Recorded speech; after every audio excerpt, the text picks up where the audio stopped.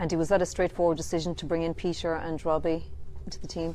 Yeah, really. I thought they did pretty well when they came off the bench. Tough call on both of them last week. Fine margins as far as selection was concerned back then, and I thought they was outstanding all week, and that rolled over into the performance as well. And Dave Kilcoyne, has he been able to train fully, or what's the situation with him? No, he's going through his HIA protocol. He's fine at this moment in time. There's a couple of days that he needs to get through, so we'll see how he goes. Jack McGrath's on standby there. Okay, so there's a question mark still over him, is there? Yeah. Is that tricky about naming your team early in the week when you? Well, no, not really, because we train anyway, you know. And David Kilcoyne is part of all the reviews and the walkthroughs, etc. And so he's in a good place to come off the bench. What have you liked about Max Deegan this season?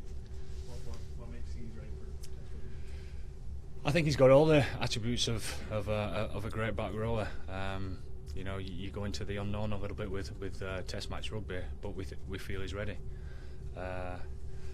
His ball playing abilities, his spatial awareness coming onto the ball and using his footwork, and he's got nice soft hands at the same time, and he's got good leg drive in his carry.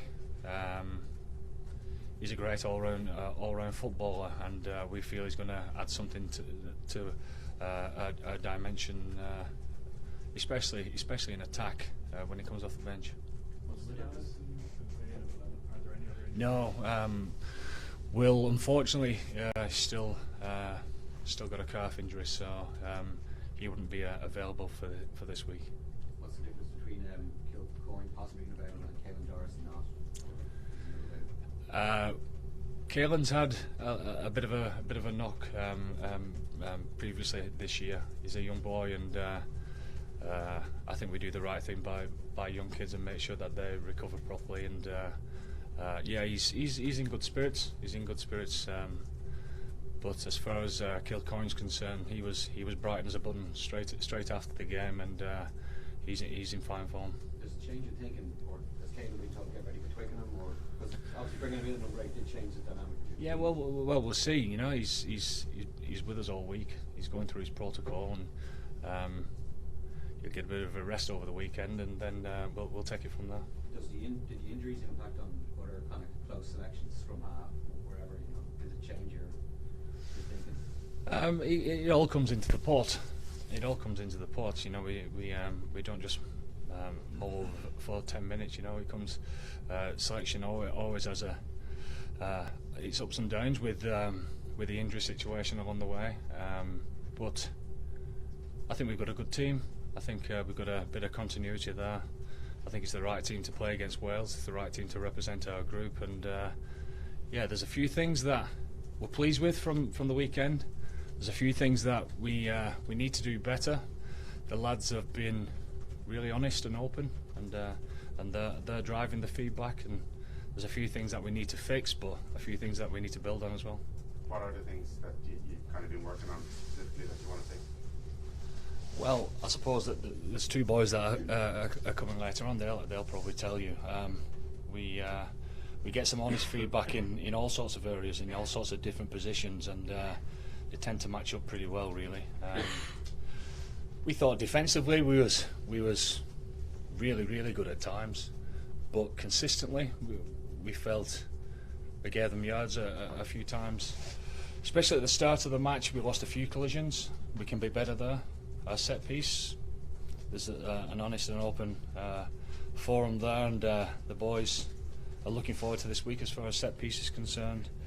Our attack, we became a bit clunky at times, and Scotland had a lot to say about that. They really messed up our ball, and everyone wants to play off quick ball. But at times on attack, I thought we created some real good opportunities. Did we see them all?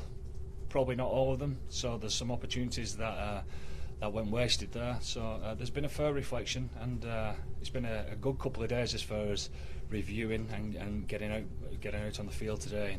Yeah, it's been a good couple of days, and we're looking forward to this weekend already. What about Wales? Were you impressed with them? Yeah, I thought they were great. It's a little bit of what we saw against the Barbarians game, so that's the second game together. I'm sure they appreciate that.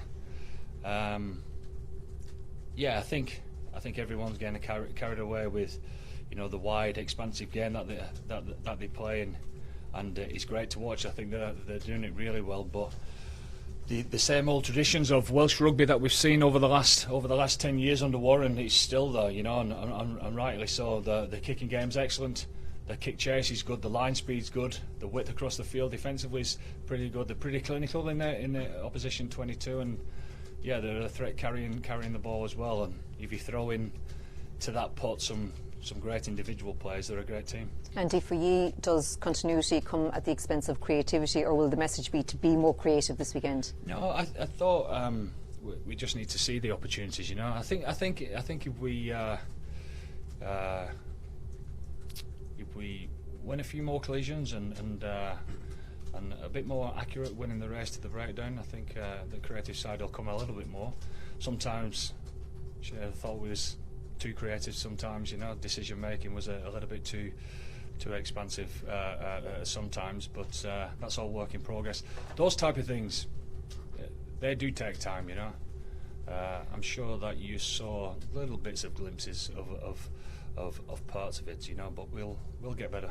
What is the collective confidence like, and is it where it needs to be with Wales coming here this weekend? It's actually great, believe it or not. It is actually great because, what a position to be in. We've won our first game at home. Some good, some fix-ups. Scotland, I don't think people are giving them the credit that they deserve. I've not seen Scotland play like that for a long time. They were ferocious in all sorts of contact within the game. I thought the set piece was absolutely excellent. They'd be deeply disappointed, I would have thought, because they threw everything at us in that game. So they've a lot to do with it.